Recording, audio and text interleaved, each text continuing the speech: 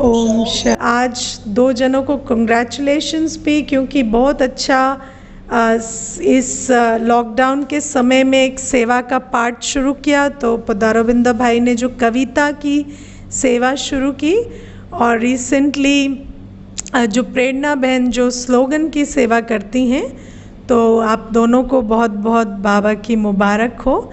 और जो भी विशेषता हम सफल कर सकें बहुत अच्छा है संगम युग में। और कल जब आप वाणी सुनेंगे तो आपको समझ आएगा मैं ये बात क्यों कह रही हूँ, है ना।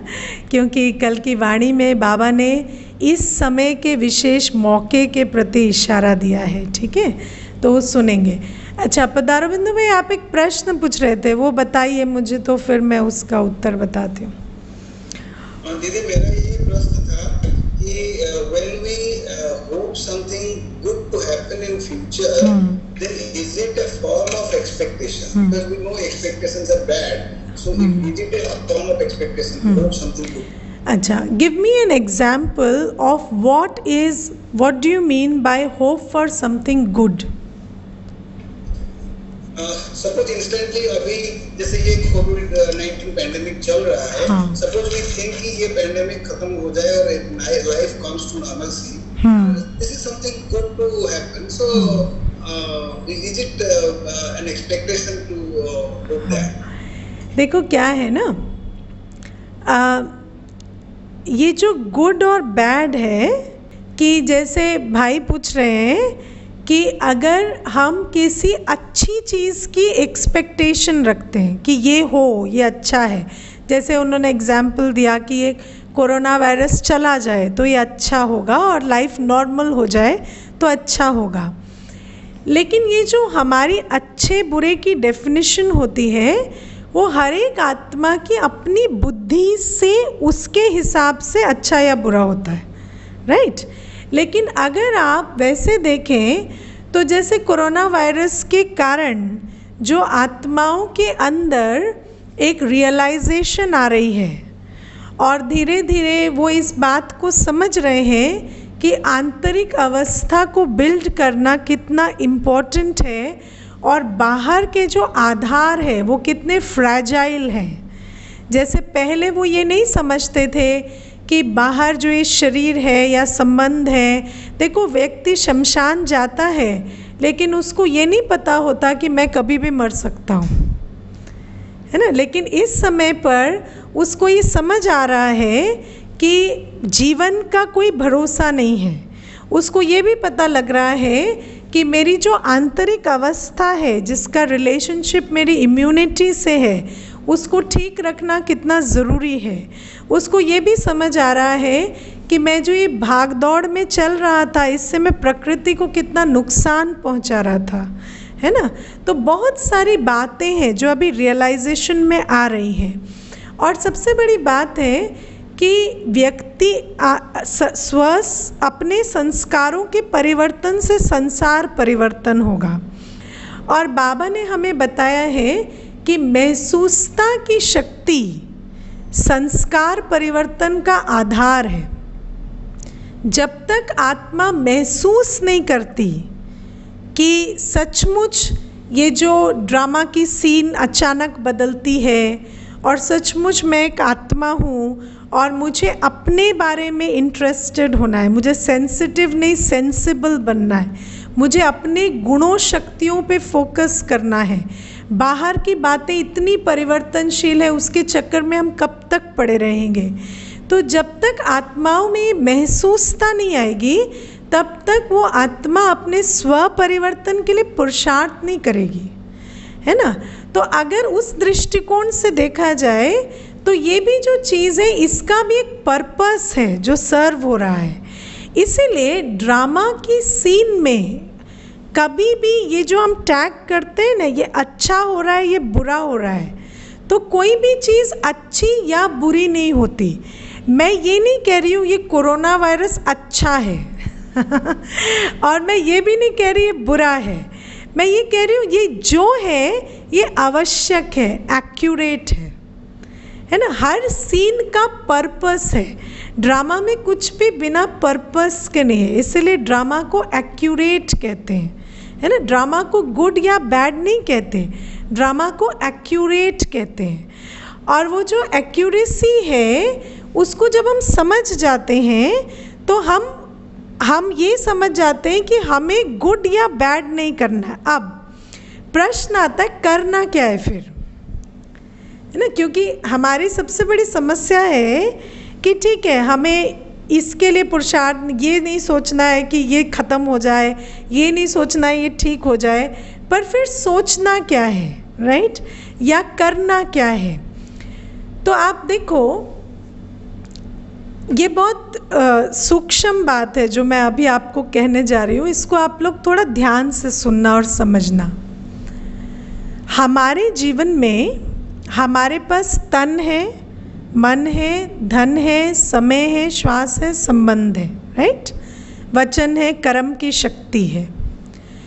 हम आज तक जो भी कुछ करते हैं हमारे पास एक भौतिक लक्ष्य होता है ना। हम एक फिजिकल एम रख के कोई भी चीज़ करते हैं। जैसे आज मैं सुबह उठती हूँ तो मेरे को एक एम है कि मुझे फिज़िकली क्लास करानी है, या मुझे बाबा को याद करना भी, जो ड्यूटी की तरह भी हम सोचते हैं ना कि हमें 4 बजे उठना है, बाबा को याद करना है।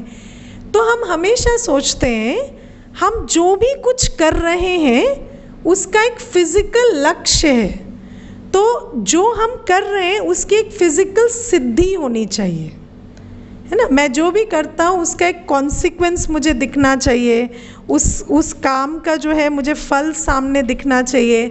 जैसे कोई मैं ज्ञान सुना रही हूँ तो मुझे लगेगा इन आत्माओं में परिवर्तन आना चाहिए, मैं इनके कल्याण के लिए ज्ञान सुना रही हूँ, राइट।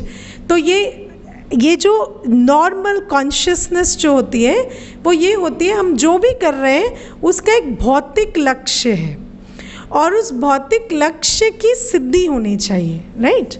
लेकिन सबसे बड़ी बात है कि हमारे ये जो 9 शक्तियाँ हैं ना, तन मन धन वचन कर्म समय श्वास संबंध, ये हमें फ्री मिले हुए हैं, ठीक है।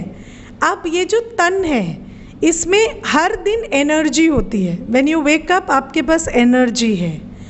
अब आप इस एनर्जी को अगर कुछ भी नहीं करेंगे तो वो भी ज़ाया होगी और वो भी एक कार्मिक अकाउंट बनाएगी, राइट।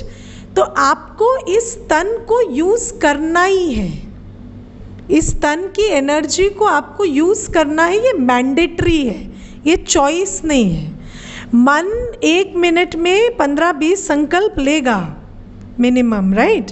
तो वो जो संकल्प लेगा वो संकल्पों को आप स्टॉप नहीं कर सकते, आपको उसको लेने ही पड़ेंगे। आपके पास जो धन है, हर व्यक्ति के पास, चाहे किसी के पास 10 रुपये हैं, चाहे 1000 रुपये हैं, चाहे 10 लाख है, 50 करोड़, जो भी है, वो धन उसके पास गिवन है। उस धन को उसको यूज़ करना ही पड़ेगा, राइट। टाइम है, 24 घंटे आपको फ्री मिले हुए हैं, एवरी डे आपको गिफ्ट मिलती है नेचर से 24 घंटे की। तो अगर आप कोई भौतिक लक्ष्य ना भी रखें, राइट, कोई भौतिक लक्ष्य ना भी रखें तो भी आपको इन सारी चीज़ों को सफल करना पड़ेगा। तो बाबा ने हमें कहा है तुम सब कुछ श्रीमत पर करो, तुम सब कुछ श्रीमत पर करो। माना तुम उठते हो ना, तो क्यों उठ रहे हो? क्योंकि नियम अनुसार हमें 3:30 बजे उठ जाना है, ये श्रीमत है। तो मैं श्रीमत पर उठती हूँ, मैं बैठती हूँ याद में, मैं श्रीमत पर बैठती हूँ। मैं जो भी कुछ करती हूँ, मैं दिन भर मेरी एनर्जी यूज़ होगी ना, तो एनर्जी कहाँ यूज़ होगी? जहाँ आप हैं वहीं यूज़ होगी। अब आप भारत में रह के लंदन में तो सेवा नहीं करेंगे ना, वही घर में करेंगे, जो खाना बन रहा है वही बनाएंगे, जहाँ ऑफिस जा रहे हैं वही जाएंगे। तो वो सब कुछ कर रहे हैं, पर कैसे कर रहे हैं? श्रीमत पर कर रहे हैं। हम कोई भौतिक लक्ष्य की कामना रखकर नहीं कर रहे कि मुझे सैलरी मिलेगी, या जो आज बाबा ने कहा तुम अल्पकाल की प्राप्ति का लक्ष्य नहीं भी रखोगे तो भी तुम्हें कर्म फल के सिद्धांत के अनुसार मिलेगा। कर्म करेंगे तो फल मिलेगा, ये एक रूल है। लेकिन हम कर्म इच्छा से कर रहे हैं, कोई चाहना से कर रहे हैं, कोई भौतिक लक्ष्य रख कर रहे हैं, या हम ये अच्छा होगा ये बुरा होगा समझ के कर रहे हैं, या हम श्रीमत पर कर रहे हैं।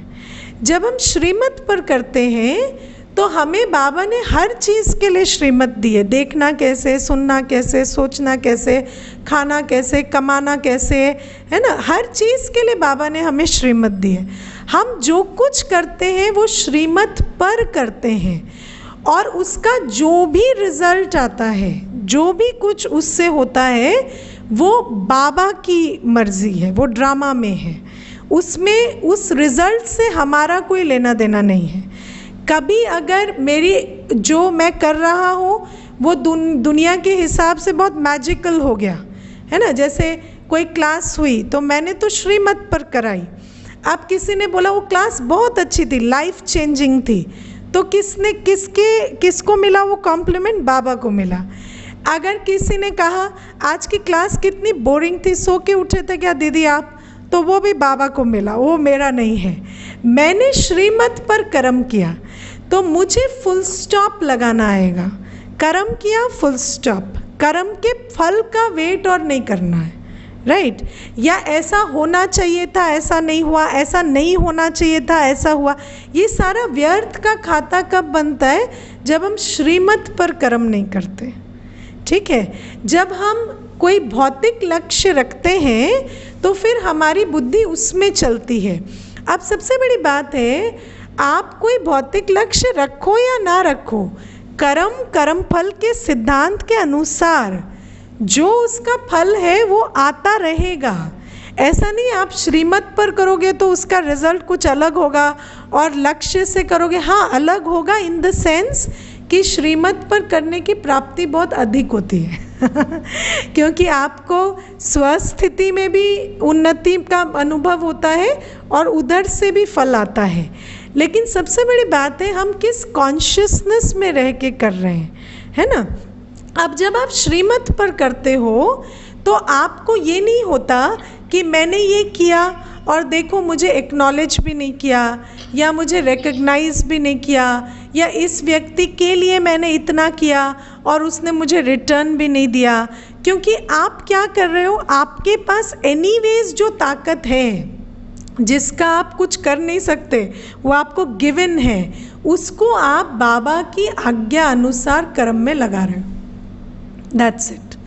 तो इससे क्या होता है, मैं और बाबा, ठीक है, अगर किसी को पसंद आया तो ठीक, ना आया तो ठीक, मैंने श्रीमत पर किया और मेरा संबंध बाबा के साथ है, तो मेरा अकाउंट बाबा के साथ ठीक बनता जा रहा है। व्यक्ति को अच्छा लगा या नहीं, फिज़िकल रिस्पॉन्स आया या नहीं, कॉन्सिक्वेंस जो एक्सपेक्टेड था वो मिला या नहीं, उसमें हमारी बुद्धि नहीं जाती, क्योंकि ये कर्मों की गति बड़ी गुह्य है। अब क्या होता है, जैसे आप मान लीजिए अभी जैसे लॉकडाउन हुआ तो कई बच्चों के एग्ज़ाम्स थे, है ना, कई बच्चों के फाइनल एग्ज़ाम्स थे, तो हो सकता है एक बच्चे ने पूरे साल लगकर तैयारी की कि मैं ये पेपर दूंगी और मुझे मार्क्स मिलेंगे और फिर मेरे को जो रिज़ल्ट आएगी उससे मेरी इस कॉलेज में एडमिशन होगी, ये होगा। अब आप देखो सीन अचानक बदल गई, ठीक है। तो अगर उस बच्चे ने लक्ष्य से पढ़ाई की है कि मैं एग्ज़ाम दूंगी और मुझे रिज़ल्ट मिलेगी, तो फिर उस बच्चे को कैसा लगेगा कि मैं एग्ज़ाम ही नहीं दे पाई, है ना। लेकिन अगर श्रीमत पर किया है कि मेरा काम क्या है, मेरा तो काम पढ़ना है, बाबा ने कहा कि ईश्वरीय पढ़ाई करो और जो भी तुम्हारे को लौकिक में कर्म बंधन है उनको चुक्त करते जाओ। तो अगर उस हिसाब से पढ़ाई की है तो एग्ज़ाम दिया या नहीं दिया, मैंने कर्म किया है, उसका फल बाबा जाने, ठीक है।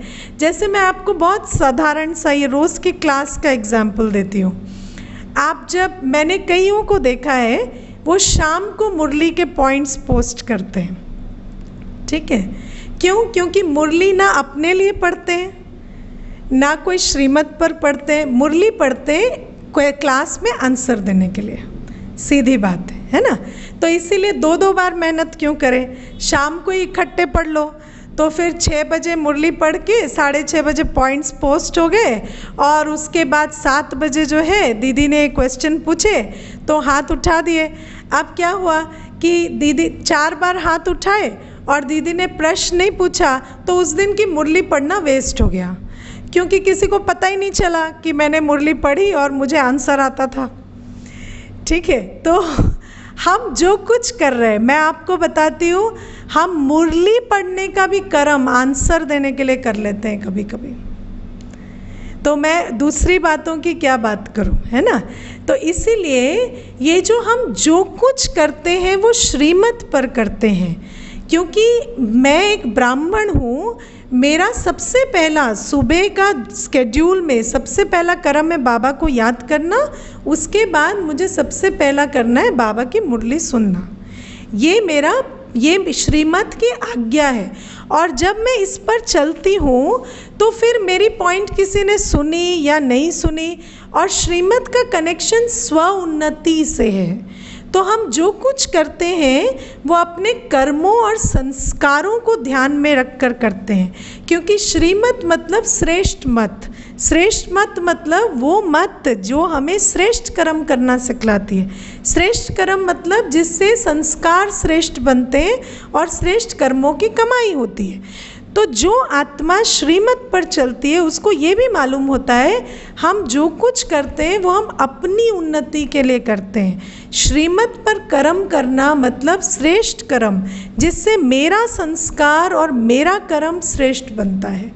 और जब उस आत्मा को ये अनुभव होता है तो कोई रिकग्नाइज करे ना करे, कोई कॉम्प्लीमेंट दे ना दे, कोई एक्नॉलेज करे ना करे, मेरा क्या जाता है। मैंने जो कुछ किया बाबा की आज्ञा पर अपनी स्व उन्नति के लिए किया, मुझे किसी से कुछ सुनने की ज़रूरत ही नहीं है ना। ऐसी आत्मा बंधन मुक्त बन जाती है, समझ आया। तो श्रीमत पर जो आत्माएं कर्म करती हैं वो कभी भी दुखी नहीं होती, क्योंकि जब हमने श्रीमत पर कर्म किया तो मुझे एक बात पता है कि ये कर्म सर्वश्रेष्ठ कर्म है, और सर्वश्रेष्ठ कर्म से जो संस्कार बनते हैं उनको आत्मा अनुभव करती है। जो कर्मों का बल है जो जमा हो रहा है उसको भी आत्मा अपने अंदर अनुभव करती है। तो जब आत्मा ये करती है उसको आगे कोई अच्छा बुरा, ये होना चाहिए ये नहीं होना चाहिए, इन बातों से अपने आप छूट जाती है, क्योंकि उसके अपने अंदर अपने स्वमान में और बाबा के साथ पर इतना निश्चय होता है कि उसको इस बात से कोई फ़र्क नहीं पड़ता कि आसपास जो हो रहा है वो कैसा चल रहा है। राइट। बाबा ने एक मुरली में बच्चों ने पूछा कि बाबा जब अंत आएगा हम कहाँ रहेंगे, तो बाबा ने कहा बच्चे तुम जहाँ भी रहेंगे मेरे साथ रहेंगे है ना। अब सबसे बड़ी बात है जो आत्मा श्रीमत पर चलती है उसको इतना बाबा के साथ कनेक्टेड फील होता है। अगर आप किसी की आज्ञा पर रोज़ चलते हैं तो आपको ये बात पता है कि आपका उसके साथ संबंध बहुत गहरा है, फिर उस आत्मा के लिए किसी और बात के कैसे भी होने से कोई फ़र्क नहीं पड़ता। हालांकि जब तक सांस नहीं छूटेंगे तो इसी कर्म क्षेत्र पर रहेंगे और सब कर्म भी करेंगे पूरे दिन, लेकिन इसलिए नहीं करेंगे कि जो उस कर्म से फल मिलने वाला है उसके लिए नहीं करेंगे, इसलिए करेंगे क्योंकि बाबा की श्रीमत है, और बाबा की श्रीमत पर चलने से बाबा से संबंध गहरा होता है। Got it. कुछ कह रहे थे पदारविंद भाई?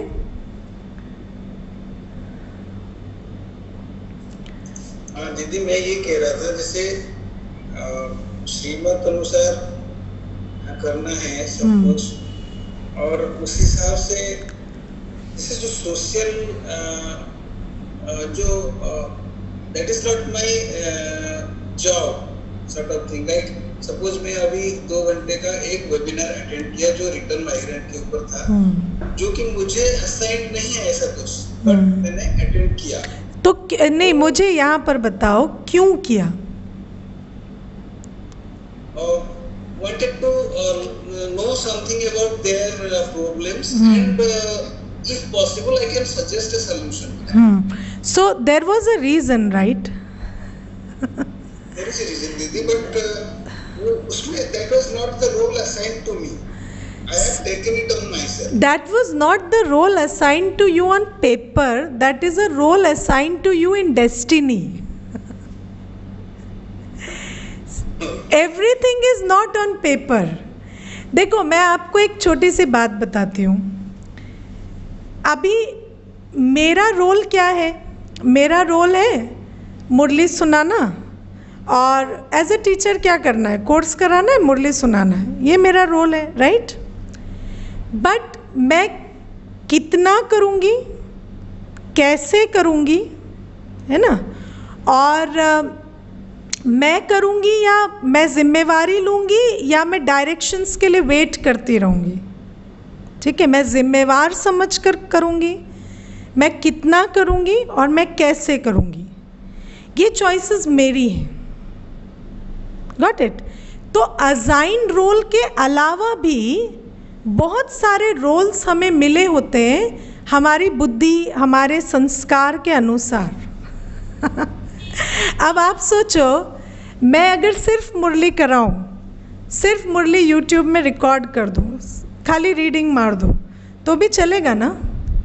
मेरा रोल तो पूरा हो गया एज अ टीचर. मुझे क्या करना है? मैं क्यों उसको समझाती रहती हूँ? मैं क्यों उसको बैठकर मुरली मंथन कराती रहती हूँ? मैं एक सेशन क्यों नहीं कराती कोर्स का, 3 क्यों कराती हूँ? क्योंकि रोल हमेशा कोई दूसरा असाइन नहीं करता. रोल हमारे को ड्रामा ने असाइन किया है. जब हमें एक बुद्धि मिलती है, एक संस्कार मिलता है ना, तो उस हिसाब से हमारा रोल जो है वो ड्रामा में वो भी होता है जो पेपर पर नहीं होता, है ना. अब आप एंड आपकी जो सिचुएशन है, मैं आपको बहुत अच्छे से बता सकती हूँ कि आप जिस वेबिनार की बात कर रहे हैं, आप उसको अवॉइड भी कर सकते थे. ऐसा नहीं है कि आप अवॉइड नहीं कर सकते थे, बट आपने वो क्यों किया? क्योंकि आपकी बुद्धि और आपके संस्कार के हिसाब से आपको अवॉइड करना ठीक नहीं लगा, राइट? तो आपको किसी और ने फोर्स नहीं किया, आपको आपका कर्म बंधन फोर्स कर रहा है. एंड दैट कर्म बंधन इज एंट्वाइंड इन दिस बुद्धि एंड संस्कार. ठीक है, ये जो कर्म बंधन को आप ये भी समझ सकते हैं कि ये कार्मिक सेटलमेंट है, ये भी समझ सकते हैं it is good Karma, right? अगर आप इसमें पेन एक्सपीरियंस करेंगे तो ये कार्मिक सेटलमेंट है, और अगर आप इसे खुशी खुशी एम्ब्रेस कर लेंगे तो ये गुड कर्मा में कन्वर्ट हो जाता है. Got it? तो रोल हमेशा पेपर पर असाइन नहीं होता. जैसे मैं आपको एक छोटी सी बात बताती हूँ. मैं आज सेशन, आप लोगों को समझ आ रहा है ना? मैं थोड़ा सा, क्या होता है कि कोई चीज़ इतनी सीधी नहीं होती तो उसको सीधे सीधे शब्दों में नहीं बता सकते. थोड़ा सा है ही ये सारा सब्जेक्ट कॉम्प्लिकेटेड. मैं आपको एक छोटे सा बात बताती हूँ. एक बहन अभी कोर्स कर रही है, तो सेशन में वो मुझे पूछने लगी कि मैं स्कूल में हूँ किसी पोजीशन में, तो मुझे किसी भाई ने गिफ्ट्स देना शुरू कर दिया 1 साल से, है ना. वो हमारे घर आते, गिफ्ट्स देते, कुछ करते, और ऐसे करते करते उन्होंने रिलेशनशिप बिल्ड कर लिया. मतलब आते जाते रहे, कभी कुछ लाते कभी कुछ लाते. फिर 1 साल के बाद उन्होंने कहा मेरी बेटी का एडमिशन है, तो मेरी बेटी का एडमिशन आप अपने स्कूल में करा दो, आप थोड़ा सा उसमें अप्रोच लगा लो. तो मेरे को समझ नहीं आया कि मैं, क्योंकि उससे गिफ्ट्स लेती रही थी तो मैं बंद गई अभी, और मुझे उसकी हेल्प करना ठीक भी नहीं लग रहा था, पर मैं करने पर मजबूर हो गई. तो वो मुझे कह रही थी उस भाई ने मेरे साथ छल किया. तो मैंने उसको कहा, एक व्यक्ति आपसे पहली बार मिल रहा है, संबंध बनाने की कोशिश कर रहा है, वो आपको गिफ्ट पे गिफ्ट दे रहा है, जिस गिफ्ट का आप कोई रिटर्न नहीं दे रहे हो. तो एक प्रोटोकॉल है अपनी, जो हमारी जो एथिकल, मोरल, स्पिरिचुअल प्रोटोकॉल के अकॉर्डिंगली आप वो गिफ्ट एक्सेप्ट क्यों कर रहे हो जिसका आप रिटर्न नहीं दे रहे हो उसको? आप 1 साल तक किसी से गिफ्ट्स रिसीव करते जा रहे हो और आप उसे रिटर्न नहीं दे रहे, तो वो मुझे कहती है मेरी ना क्षमता नहीं है उसको रिटर्न करने की। तो मैंने कहा फिर ये तो और भी गलत बात है कि आप वो रिसीव करते जा रहे हो जो आपको क्षमता भी नहीं है वापस करने की, है ना। तो ये जो बुद्धि है ना, ये बहुत बड़ी चीज़ है। हर चीज़ पेपर पे नहीं लिखी जाती। अब उसके बाद मुझे एक भाई पूछता है दीदी फिर जीवन जीने में क्या प्रोटोकॉल है? तो क्या प्रोटोकॉल है? आप हम लोग इंसान हैं, हम एक समाज में रहते हैं, हमें देने लेने का प्रोटोकॉल नहीं पता।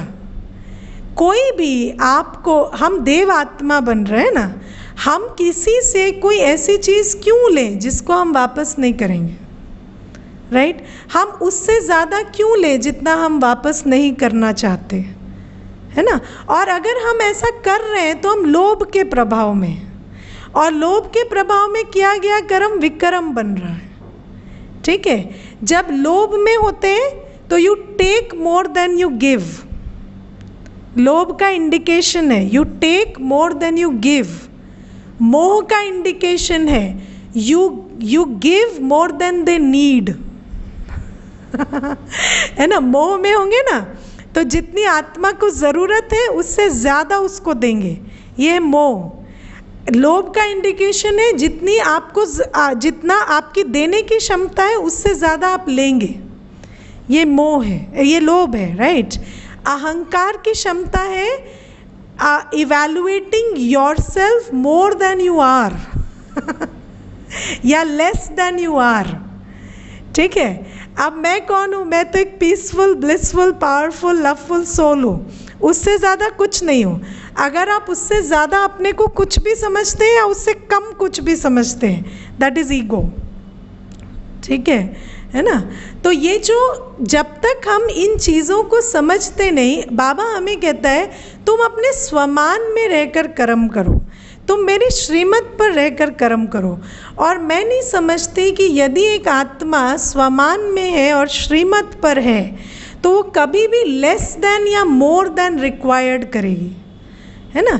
देखो आज मैं एक सेशन में सबको पूछ रही थी कि आप लोग इतना न्यूज़ क्यों देखते हो? तो आप लोग भी देखते हो भाई, न्यूज़ तो सभी देखते हैं, नहीं देखते? कौन कौन बच्चे हैं बाबा के जो बिल्कुल न्यूज़ नहीं देखते? हाथ उठाना। अच्छा दीदी एक हाथ बार देख लेते हैं। हाँ ठीक है, नहीं मैं जज नहीं कर रही, मैं सिर्फ देख रही हूँ ठीक है। अच्छा अब मैंने ना उनको पूछा, वेरी गुड, मैंने उनको पूछा कि आप न्यूज़ क्यों देखते हैं? तो कहते खबर के लिए। तो मैंने उनको कहा इतनी आपने न्यूज़ देखी, किसी ने आपको कोरोना वायरस से पहले बताया कि वायरस आने वाला है? किसी ने अर्थक्वेक के पहले बताया अर्थक्वेक आने वाला है? बाद में बताते हैं, बाद में तो आपको भी पता चल गया, जैसा उनको पता चला ऐसा आपको पता चला, एक्स्ट्रा क्या जानकारी दे दी उन्होंने आपको, है ना। और दूसरी बात है, मैं वर्स्ट कंडीशन में आप इमेजिन करो, हमारे जीवन के 4 आयाम हैं, तन मन धन और संबंध, ठीक है। चारों में से कोई भी एक चीज़ बहुत बैडली अफेक्टेड हो जाती है किसी भी सिचुएशन में, राइट। जैसे बॉडी है या संबंध है या धन है, बहुत बैडली अफेक्ट हो गया किसी भी सिचुएशन में, उस सिचुएशन में हमें उससे डील करने के लिए क्या चाहिए? क्या चाहिए? कोई भी सिचुएशन क्या चाहिए उससे डील करने के लिए? हाँ, संयम चाहिए और पेशेंस चाहिए और देखो गुण चाहिए, शक्ति चाहिए, है ना। 2 चीज़ें चाहिए, गुण चाहिए और शक्ति चाहिए। अगर आप कुछ भी ना करें, कोई खबर ना सुने, कुछ भी ना करें, अगर आप अपनी दिनचर्या मनचर्या श्रीमत पर चलाते हैं, आपके अंदर ट्रिमेंडस गुण और शक्तियों का बल होगा। और अगर आप अपने अंदर गुण शक्तियों की धारणा कर रहे हैं तो आपको किसी भी अचानक की परिस्थिति से डरने की ज़रूरत नहीं है, क्योंकि आपको उस परिस्थिति को फेस करने की, सहने की, समाने की, उसके अंदर जो गुण आपको इमर्ज करके कार्य करना है, उसकी आपके अंदर फुल पोटेंशियल है। तो इसीलिए आत्मा को कभी भी भूत या भविष्य की चिंता करने की ज़रूरत नहीं है, उसको सिर्फ इस वर्तमान में श्रीमत पर चलने की आवश्यकता है। एक आत्मा अगर रोज़ 3:30 बजे उठ रही है, बाबा को याद कर रही है, मुरली सुन रही है, हर कर्म करते हुए अपने कर्मों और संस्कारों का ध्यान रख रही है, अगर बाबा की याद में रहकर पवित्र धन कमा रही है, अगर बाबा की श्रीमत पर चलकर तन से तन सेवा कर रही है, यज्ञ में हड्डी हड्डी स्वाहा कर रही है, तो उसके जीवन के चारों आयामों का ध्यान उसकी श्रीमत के पालन से ही हो जाएगा। उसको इसके अलावा कुछ भी करने की ज़रूरत नहीं है। ठीक है, बाकी जो भी कुछ हम करते हैं वो सब कुछ देह अभिमान में करते हैं। ये अच्छा है, ये बुरा है, इससे फ़ायदा होगा, उससे नुकसान होगा, किसी चीज़ से कुछ नहीं होगा। ठीक है, और सबसे बड़ी बात है, अचानक के समय में आपके सारे प्लान्स फेल हो जाएंगे। Plans don't work. आज जो समय चल रहा है ना, नो प्लान वर्क्स। अभी फ्लाइट शुरू हुई, लोगों ने टिकटें बुक करवा ली, क्या हुआ? फिर कैंसिल हो गई, फिर वो घर आके बैठे। तो कोई प्लान हमारा काम नहीं करेगा। क्या काम करेगा? हम श्रीमत पर अगर अपने आप को अभी अभी हीरो, अभी अभी ज़ीरो, इस पे रखेंगे ना, दिस विल वर्क। टिकट खुली, आपको जाना है, आपने टिकट बुक करा ली, टिकट कैंसिल हो गई, आप आराम से घर में बैठ के बाबा को याद किए, काम ख़त्म। This is how we have to move right now. इसीलिए ये अच्छा है, ये बुरा है, ये होना चाहिए, ये नहीं होना चाहिए, इन सारे चक्करों से आप दूर रहो। ठीक है, क्योंकि कुछ भी अच्छा या बुरा कुछ भी नहीं है। हम अच्छे हैं तो सब अच्छा है, हम बुरे हैं तो सब बुरा है। अच्छा बुरा माना, यदि हम श्रीमत पर चल रहे हैं तो सब कुछ ठीक है, क्योंकि मेरे अंदर सहने समाने की शक्ति है। और अगर मैं श्रीमत पर नहीं हूँ तो अच्छी से अच्छी सीन भी मेरे लिए अच्छी नहीं है, क्योंकि मेरे अंदर एक्सेप्टेंस की, प्यार की, शांति की ताकत नहीं है। Got it? तो ये है सारी कथा का सार। और कुछ कहना है? ठीक है, तो श्रीमत पर कर्म करने, सारा सब चीज़ों का जो निचोड़ है वो इतना ही है। हाँ सुखदेव भाई, सब बोलिए।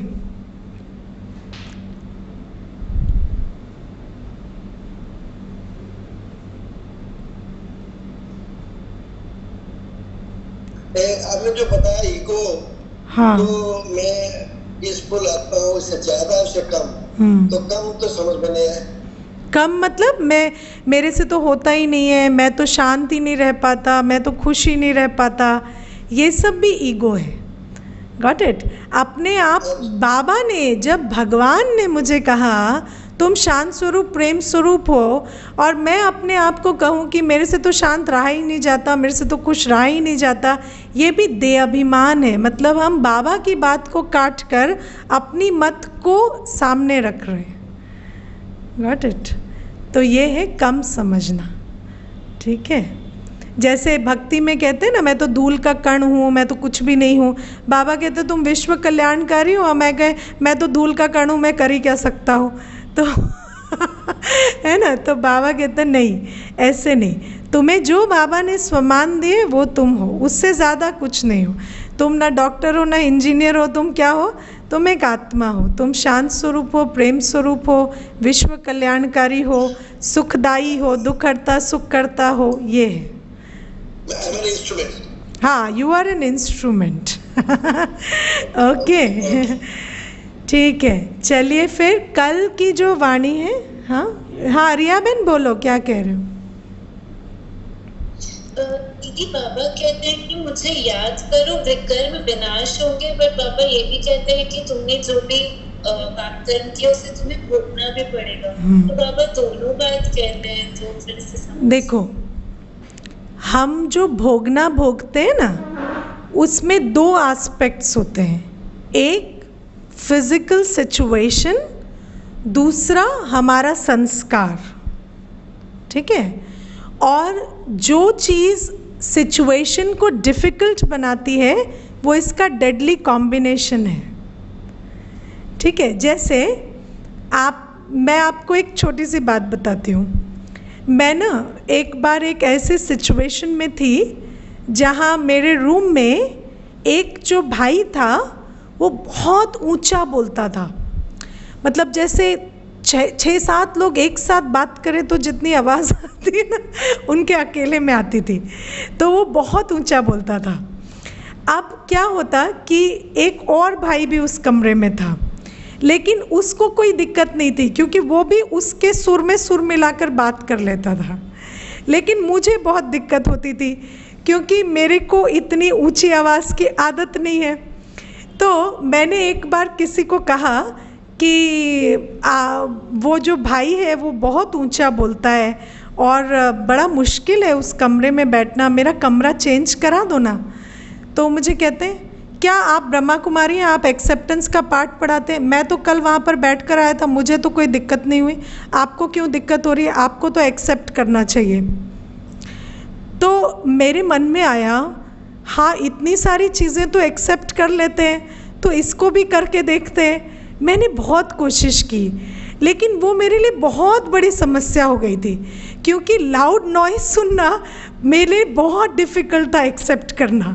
तो आप सोचो कि जो दूसरों को लगता है कि ये तो एक सिंपल सी बात है, कोई तेज़ बात करता है, ये इतनी बड़ी क्या बात है, लेकिन वो मुझे इतनी डिफ़िकल्ट क्यों लग रही है? क्योंकि मेरा संस्कार, सिचुएशन है पर मेरा जो संस्कार है कि मुझे सॉफ्ट वॉइस अच्छी लगती है, मुझे वो संस्कार तंग कर रहा है, राइट।